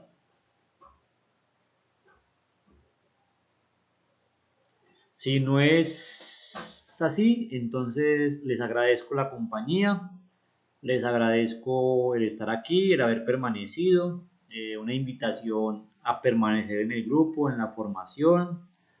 Voy a tratar de que las próximas clases pues no hable tanto, no los aburra y puedan participar un poquito más. Y puedan participar un poquito más. Les compartiré los materiales y hoy no voy a hacer ejercicio porque lo hice al principio. Miren que el ejercicio era que ustedes descubrieran qué expresiones de religiosidad tenían y la meta es que lo comparen con lo que vieron y miran ustedes en qué tipo de religiosidad están. Si en la de la comunidad primitiva, que vivían la fe y la gente se convertía a esa comunidad para conocer a Cristo, si en la religiosidad de la sangre de Cristo y de protegerse y ser mártires para ir directamente a ver al Padre, si en la religiosidad del Pantocrator, de un Dios poderoso que les da un estatus, si en la religiosidad o la espiritualidad cristológica, ¿de acuerdo? Es decir, en el que Cristo es el centro de sus vidas, o si están en otro tipo de religiosidad que a lo mejor se les ha dado por sus realidades personales o circunstanciales. Muchas gracias para todos.